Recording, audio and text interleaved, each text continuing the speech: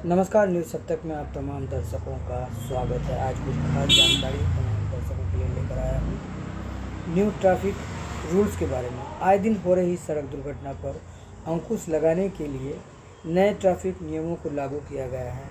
इन सड़क दुर्घटनाओं उन पर लगाम लगाने के लिए उद्देश्य या फिर मोटर वाहन संबोधित विधेयक को साल 2019 में राष्ट्रपति रामनाथ कोविंद द्वारा मंजूरी दी गई थी।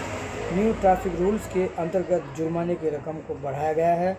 सड़क सुरक्षा नियमों को भारत में साल 2019 में कुछ संशोधनों के द्वारा बदला गया था। इस नए ट्रैफिक रूल्स की खास बात यह है कि इसमें जुर्माने की रकम में बढ़ोतरी की गई है और इसे पूरे देश में एक समान रूप से लागू किया गया है। क्या यह अधिनियम भारत में सड़क सुरक्षा सुनिश्चित करने में सहायक होगा? क्या प्रावधान का कठोर हो जाना समस्याओं के दूर होने की गारंटी देता है? आइए जानते हैं इसके बारे में कुछ खास बातें। मोटर वाहन अधिनियम 1988 में संसद से पारित हो गया था और 1 जुलाई 1989 से यह अधिनियम प्रभावी हो गया। साल 2017 में भी सड़क सुरक्षा को ध्यान में रखते हुए मोटर वाहन एक्ट संशोधन अधिनियम 2017 में लोकसभा में पेश किया गया था। यह अधिनियम लोकसभा से पास हो गया था, किंतु राज्यसभा से यह अधिनियम हो पाया साल 2019 में। मोटर वाहन संशोधन अधिनियम दोनों सदनों से पास किया गया। कानून में हिट एंड रन के मामलों में मृत्यु की स्थिति में न्यूनतम राशि 25,000 से बढ़ाकर 2 लाख रुपये और गंभीर चोट लगने की स्थिति में 12,500 से बढ़ाकर 50,000 रुपये कर दिया गया है।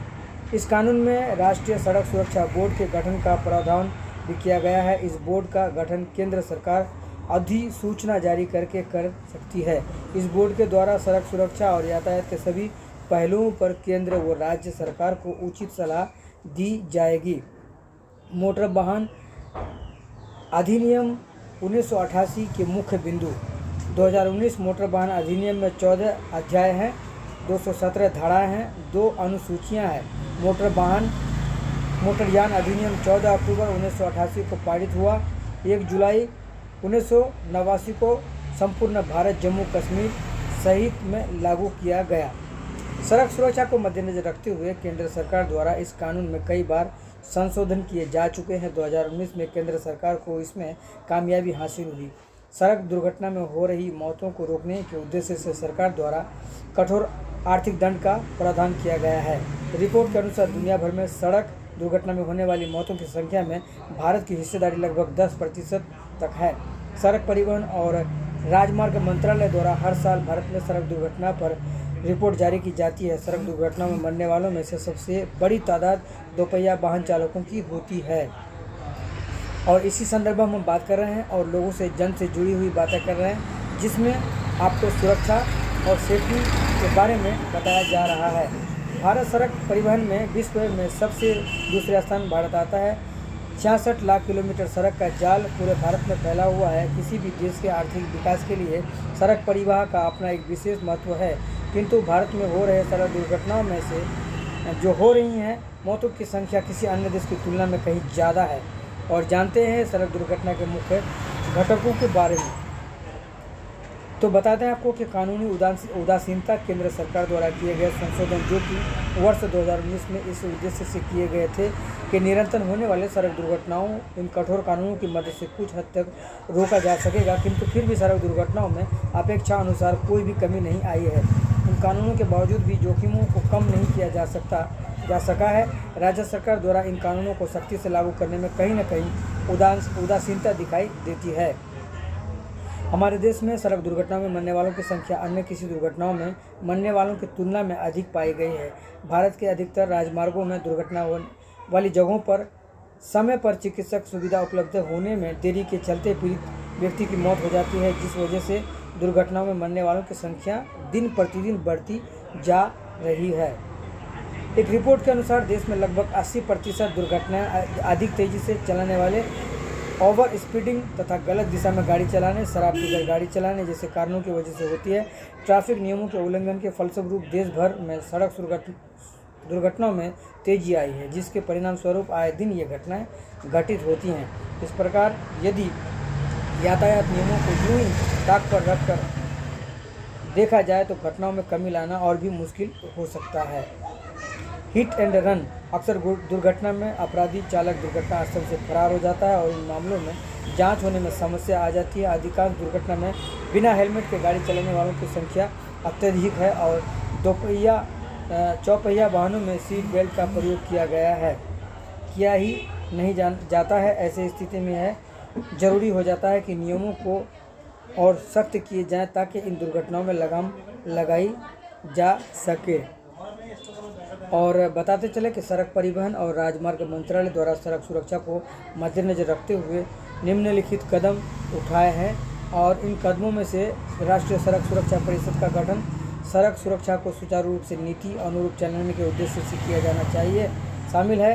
राष्ट्रीय सड़क सुरक्षा नीति के तहत राजमार्ग मंत्रालय द्वारा नीतिगत ढांचे की रूपरेखा को तैयार किया गया है और इसमें जन साधारण को जागरूक करना, सड़क सुरक्षा के लिए नीति बनाना, सड़क सुरक्षा कानूनों में परिवर्तन आदि 2019 तक सेतु भारतम कार्यक्रम के तहत देश के सभी नेशनल हाईवेज को रेलवे क्रॉसिंग से मुक्त किया जाना शामिल है। राष्ट्रीय सुरक्षा परिषद का गठन सड़क सुरक्षा को सुचारू रूप से नीति अनुरूप चलाने के उद्देश्य से किया जाना शामिल है।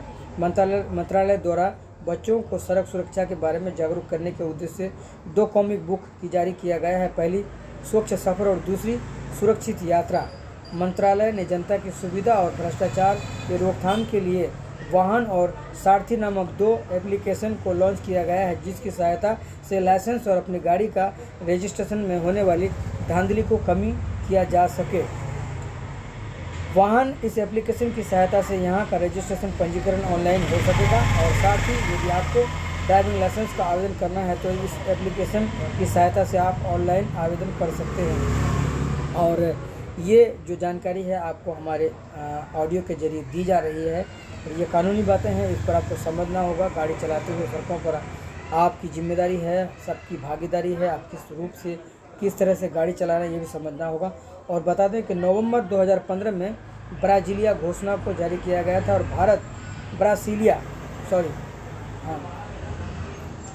एक बार फिर बता दें कि नवंबर 2015 में ब्राज़ीलिया घोषणा को जारी किया गया था और भारत ब्राज़ीलिया घोषणा का हस्ताक्षरकर्ता भी है।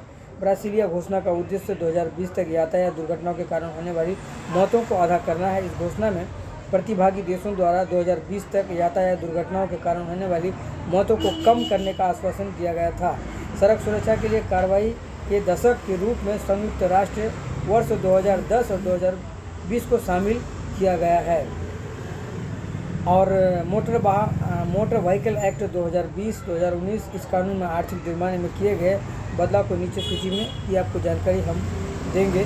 और आपको बताते चले कि कई ऐसी चीज़ें हैं जैसे कि शराब पीकर गाड़ी चलाना और नियमों का उल्लंघन करना, इसमें कई ऐसी धारा हैं।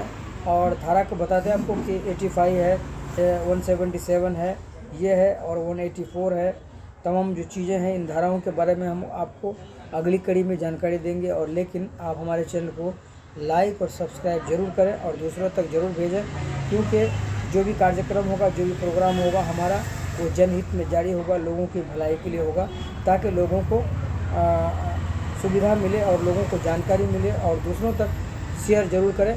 नमस्कार।